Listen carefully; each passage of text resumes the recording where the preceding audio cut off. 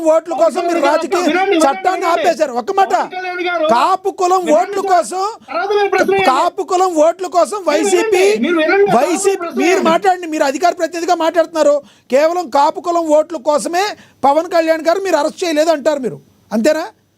వినండి, అప్పుడు ఓట్ల కోసం పవన్ కళ్యాణ్ గారిని మేము అరెస్ట్ చేయలేదండి, మీరే అన్నారు కదా. ఇప్పుడు పవన్ కళ్యాణ్ వినండి నేను అల్లా నేను అన్నమాట నేను ఎందుకు మీరు అంటారు, మీరే అన్నారు కదండి. ఇప్పుడు కార్యక్రమం వినండి, చెప్పండి. నేను అన్నమాట మాట ఆపొద్దు. కాపుల్లో రచ్చగొట్టే ప్రయత్నం మీరు చేశారు లేదా? పవన్ కళ్యాణ్ అనేవాడు కాపు జాతికి సంబంధించినోడా, శంకర్ జాతికి సంబంధించినోడా? మీరు ఏం మాట్లాడుతున్నారో మీకే అర్థం కాదు. మీరు ఎట్టా మాట్లాడితే ప్యానలిస్టులు కూడా తిడుతున్నారు. జగన్మోహన్ రెడ్డి గారిని అవతల ప్యానలిస్టులు అందరూ గౌరవించి జగన్మోహన్ రెడ్డి గారు అంటున్నారు. లక్ష్మణరావు గారు మీరు మాట్లాడే విధానం మార్చుకోవాలి సార్, లేకపోతే మీకు చాలా ప్రాబ్లం అవుతుంది సార్. ప్యానలిస్టులు అందరూ కూడా అదే చెప్తున్నారు. మీకు అర్థం కావడం లేదు, మీకు అర్థం కావట్లేదు, మీకు అర్థం కావట్లేదు. మ్యూట్ చేయండి లక్ష్మణరావు గారిని, లక్ష్మణరావు గారిని మ్యూట్ చేయండి, లక్ష్మణరావు గారిని మ్యూట్ చేయండి, లక్ష్మణరావు గారు మ్యూట్ చేయండి దయచేసి ఒక్క నిమిషం ఆగండి అందరూ.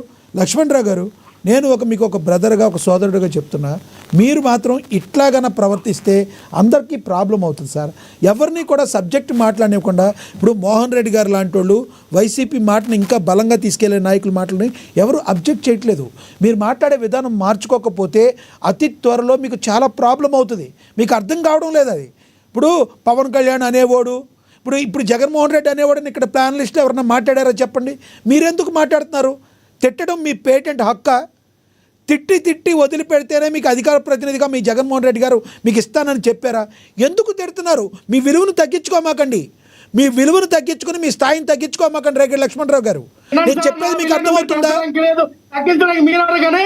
ఇదే బాలకృష్ణ పవన్ కళ్యాణ్ గారిని జనసేన పార్టీలో ఉన్న శంకర్ జాతి నా కొడుకులు అలాగే జనాలన్నప్పుడు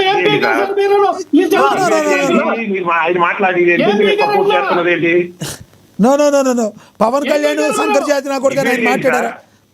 తప్పు. మీరు అదేదో అంటారు చూడండి, జుట్టుకి బోడిగుండికి ముడిపెట్ట మాకండి. రైట్.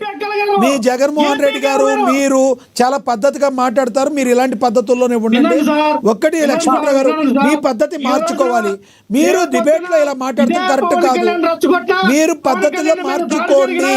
లక్ష్మణరావు గారు, పవన్ కళ్యాణ్ అరెస్ట్ చేశారని భావించాలి.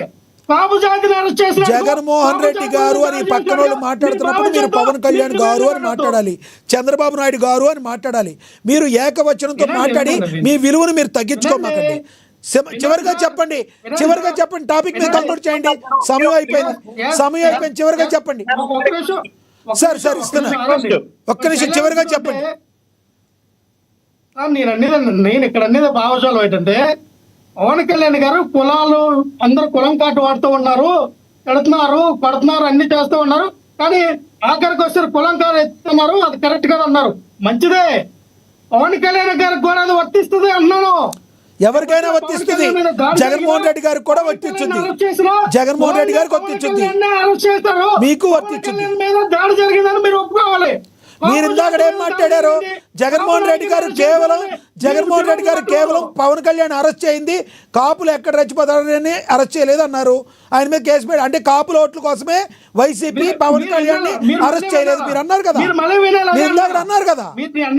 కేవలం అందుకనే పవన్ కళ్యాణ్ గారు చెప్తే ఎక్కడ రెచ్చిపోతారని కాపుల ఓట్ల కోసమే మేము ఆయన అరెస్ట్ చేయలేదు అని మీరు అన్నారు. వినండి, చెప్పండి, ఇంకెంతసేపు వినాలి? పక్కన వాళ్ళందరికీ కూడా ఇవ్వాలి కంక్లూడ్ చేసేట సమయం.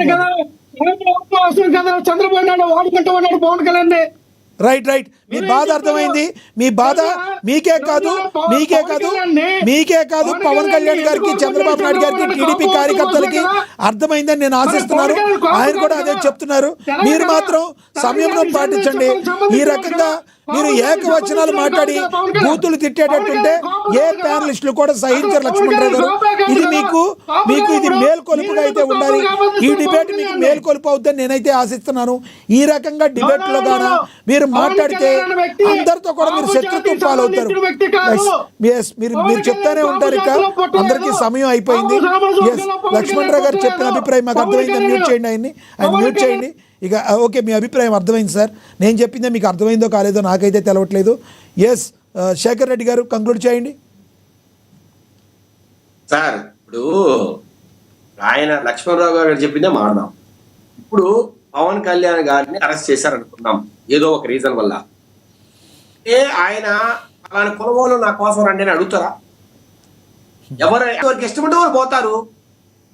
మేబీ కొంతమంది ఒక కులంలో ఎక్కువ మంది పోవచ్చు. అది చూసి వీళ్ళు భయపడి ఆయన ఏమనకన్నా ఉంటే అది వాళ్ళ కర్మ. కానీ పవన్ కళ్యాణ్ గారు ఎప్పుడో చెప్పారా పలానా నా కోసం రండి, పలానా నా కోసం రావద్దని? ఆయన ఏమన్నారు, కులాల మతాలు రచ్చగొడుతూ ఉన్నాడు కదా, ఎక్కడ చెప్పాడు అంటాడంటే మొదలైతే హిందూ ధర్మాలను కాపాడుతారు అంటాడు, మొదలైతే కాపులందరూ రెండు అంటాడు, కాపులందరూ మీరు పెద్ద పాత్ర పోషణ. ఏమండి ఎక్కడొక్కడు ఇప్పుడు రాజశేఖర రెడ్డి గారు కావచ్చు, లేదంటే సార్ ఇప్పుడు నాకు లక్ష్మణరావు గారు మాట్లాడే మాట అర్థమయ్యాయి. ఇప్పుడు ప్రతి వ్యక్తి ఎక్కడో ఒక దగ్గర ఒక ఆరిజిన్ అని ఉంటుంది రాజకీయానికి. ఆ ఆరిజిన్ లో తన పాత్ర పోషించండి అని. ఎందుకంటే సార్ వాళ్ళు ఎక్కడికి పోయినా సీఎం సీఎం సీఎం అని అరుస్తున్నప్పుడు అరే బాబు నేను సీఎం ఎలా అవుతాను, మీరందరూ సపోర్ట్ చేస్తే కదా, మీరు ఎందుకు గట్టిగా పరిగెడితే కదా అని ఒక మాట్లాడే మాట వాస్తవము. దాంట్లో ఏం తప్పు ఉంది? ఇప్పుడు రాజశేఖర రెడ్డి గారు ఎట్లా స్టార్ట్ చేశారు, లేకపోతే ఎన్టీ రామారావు గారు ఎట్లా స్టార్ట్ చేశారు, లేదంటే ఇంకొక కరుణానిధి, ఎవరో ఒకరికి ఒక ఆరిజిన్ ఉంటుందండి, ఒక బ్యాకప్ అనేది ఉంటది. రైట్ రైట్ అది రకరకాల చివరికి ఏం చెప్తారు సార్ మీరు చెప్పండి. మనము సార్ జగన్మోహన్ రెడ్డి గారు భయపడితే దాన్ని మనం చేయలేదు లేదు. రైట్ సార్ ఒకటైతే వాస్తవం, పవన్ కళ్యాణ్ గారిని నిజంగా అరెస్ట్ చేస్తే జగన్మోహన్ రెడ్డి గారు ఖచ్చితంగా కులం అయితే మాట్లాడరు, దానికి గ్యారంటీ ఇస్తా. కానీ అంబటి రాంబాబు గారు లాగానో జోగి రమేష్ గారు లాగానో బీదడుపునేది దయచేసి ఎడవాకండి మీరు. నేను ఒకటే అడుగుతున్నా వైసీపీ నాయకుల్ని, దయచేసి కులం ఏడుపులు ఏడసద్దండి. మీకు సత్తా ఉంటే నాయకులుగా పోరాడండి రాజకీయాల్లో. సార్ రెండోది, ఇప్పుడు చంద్రబాబు నాయుడు గారు కొన్ని వ్యాఖ్యలు చేశారు అసెంబ్లీలో. ఇప్పుడు పూర్తిగా మీరు తప్పులు చేసి మమ్మల్ని మాట్లాడడం ఏంటి? ఇప్పుడు యేసు ప్రభువా క్షమించని అంటున్నారు, మరి మీకు అంత ఇప్పుడు యేసు ప్రభు అంటే అంత ఇష్టం ఉంది, ఓకే మాకు కూడా ఇష్టం ఉంది, ఒక వ్యక్తిగా నాకు ఇష్టమే యేసు ప్రభు అంటే. నేనేమన్నా అంటే మీరు క్షమించు ప్రభు అని ఆయన అడిగినప్పుడు వెంకటేశ్వర స్వామి ఎందుకు అడగలేరు? ఇది అంటే ఎక్కడ ప్రాబ్లం ఉంది? ఎందుకు మీకు వేరే దేవుళ్ళు అంటే ఎందుకంత బాధ, ఎందుకంత అసహ్యం, ఎందుకంత ఇబ్బంది మీకు? అసలు హిందువులు అనే వాళ్ళే మీకు అక్కర్లేనప్పుడు, హిందుత్వం మీద మీకు అసలు ప్రేమే లేనప్పుడు, లేదంటే గౌరవమే లేనప్పుడు, అసలు కలియుగ వైకుంఠమైన వెంకటేశ్వర స్వామి మీదే మీకు ఒక గౌరవం లేనప్పుడు, నమ్మకం లేనప్పుడు మీరు ఈ రాష్ట్రాన్ని ఎలా పరిపాలించగలరు? రైట్ రైట్ మీకు ఇంకొకటి కూడా సార్, ఇంకోటి అయితే చెప్పదలుచుకున్నాను, మీకు కూడా అంటే మీకు కూడా తెలిసే ఉంటుంది. ఇక అసెంబ్లీలో జరుగుతున్న మాటల తీరు కావచ్చు, ఏదైనా ప్రజల్లో, సామాన్య ప్రజల్లో కూడా ఇక చాలు సార్ ఈ లడ్డు కల్తీ విషయం గురించి ఇంకా ఎక్కువగా మాట్లాడిన కొద్దీ కూడా ప్రజల్లో వ్యతిరేక భావన వస్తుంది. మీకు అర్థమవుతుంది, అది చూస్తున్నారా మీరు కూడా చెప్పండి. అంటే నేను ఒక టీడీపీ అధికార ప్రతినిధిగాను లేదంటే వేరే కాదు, ప్రజల్లో కూడా అది విని విని విని ఆఖరికి ఇంకేం సమస్యలు లేవా అన్నట్టుగా అయిపోయింది. కాదంటారా? మీరు చెప్పండి. వాస్తవం సార్, లడ్డు మీద ఎంత తక్కువ మాట్లాడితే మంచిదండి. అది మీరు ఏదైతే చెప్పారో దీన్ని పూర్తిగా ఏకీభవిస్తున్నాం. మేము మాట్లాడడానికి కూడా సిద్ధంగా లేవు సార్. కాకపోతే ఇప్పుడు వీళ్ళు చూడండి, హెరిటేజ్ తేవడం కావచ్చు, లేదంటే బిఆర్ నాయుడు గారి గురించి తేవడం కావచ్చు, ఎక్కడ వీళ్ళు ఆగట్లే. ఎంతసేపు ఏదో ఒకటి చేసి దాన్ని మళ్ళా ప్రజల్లో భావన, ఒక వ్యతిరేక భావన తేవాలా, చంద్రబాబు నాయుడు గారి మీద, పవన్ కళ్యాణ్ గారి మీద ఒక వ్యతిరేక భావన తేవాలి. వీళ్ళు దాని ఇంకా ముందుకు తీసుకెళ్తూనే ఉన్నారు. ఒకటైతే మీకు చూపించాలి, సమయం అయిపోయినప్పటికీ కూడా 2 నిమిషాలు ఎక్స్టెన్షన్ చేస్తున్నా. ఒక బయట ఒకటి ఉంది, దువ్వాడ సీన్ గారు బయట ఒకటి ఉంది, ప్లే అవుతుంది చూడండి, ఒకసారి చూద్దాం, మీరు మాట్లాడతారు. రాసలీలలు, కిచెన్ రూమ్ లో కౌగిలింతలు చేసినటువంటి టిటిడి చైర్మన్ బిఆర్ నాయుడు గారి గురించి ఈరోజు రాష్ట్రంలో, దేశంలో, ప్రపంచంలో చర్చ జరుగుతుంది. దానికి వారేమంటారంటే, ఇందులో నాకు 30 సంవత్సరాల నుంచి ఆ కుటుంబాలతో సంబంధాలు ఉన్నాయి, దీన్ని అనవసరంగా దుష్ప్రచారం చేశారు, అందులో కొంత భాగం ఏఐ టెక్నాలజీ కూడా వాడారు. అయినా ఆ వీడియో నేను చూస్తుంటే ఆ వీడియోలో నాకు ఎక్కడ తప్పు అనిపించలేదే, అక్కడెక్కడ తప్పు జరిగినట్టు అనిపించలేదే అని బిఆర్ నాయుడు గారు నొక్కి నొక్కి చెప్పారు. అంటే కేక్ కట్ చేసిన విషయంలో టీటీడీ సీరియస్ అయ్యిందని ఇప్పుడు ఈయన ఈ వ్యాఖ్యలు చేశారు. పక్కనే ఉన్న ఆవిడ కూడా తెలుసు కదా, మీకు ఏమంటారు సార్? ఈ భాగవతాల గురించి మాట్లాడడానికి నిజంగా బాధేస్తుంది నాకు.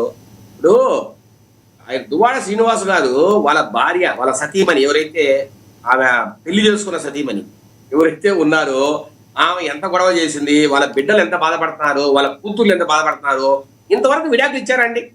వాళ్ళకు భార్యకి విడాకులు ఇచ్చారు అయినా లేదు. ఏమైనా సరే అంటే అందరికీ తెలిసేటట్టుగా కావచ్చు లీగల్ గా పెళ్లి చేసుకున్నారా? ఈ కొత్త ఆమెను ఏమన్నా పెళ్లి చేసుకున్నారా? ఏమీ లేకుండా మీ ఇష్టానుసారం ఊరు పడుకు తిరుగుతూ తర్వాత మీ ఇష్టానుసారం కామెంట్ చేస్తూ, సార్ నేను అంటున్నా కొండ మీదికి